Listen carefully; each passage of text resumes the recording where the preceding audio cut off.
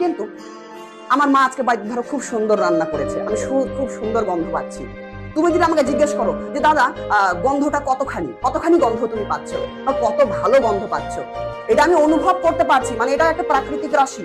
কিন্তু আমি এটাকে কি পরিমাপ করতে পারবো যে কত সুন্দর গন্ধ পাচ্ছি? বা বাড়িতে আমার বিরিয়ানি রান্না হয়েছে, আমি বিরিয়ানি খাচ্ছি, বিরিয়ানিটা কত সুন্দর খেতে, এটা কি পরিমাপ করতে পারবো? এটা অনুভবের বিষয়, পরিমাপ করা যাবে না। তাহলে গন্ধ, তারপরে স্বাদ, এগুলোকে কি ভৌত রাশি বলতে পারি? কমেন্ট বক্সে বলো। এগুলোকে ভৌত রাশি বলতে পারি না। তো যেটাকে পরিমাপ করতে পারবো সেটাই ভৌত রাশি। এখানে আমাদের একটা গল্প, চলো শুনি। আমাদের সামনে একটা কিউট বাচ্চা আছে, এর নাম হচ্ছে চিন্টু। তো চিন্টু তার বান্ধবীর কাছে গিয়েছে। বান্ধবীকে গিয়ে বলছে আমি না, हम ना तुमसे बहुत प्यार करते हैं। তো এবার চিন্টুর বান্ধবীকে সে বলছে আমরা तुमसे बहुत प्यार करते हैं। তো চিন্টুর বান্ধবী বলছে सच्ची, लेकिन कितना प्यार करते हैं? तो चिंटू बोला देखो हम तुमसे इतना प्यार करते हैं, इतना प्यार करते हैं कि बता थोड़ी सकते हैं, नाप थोड़ी सकते हैं कि कितना प्यार करते हैं।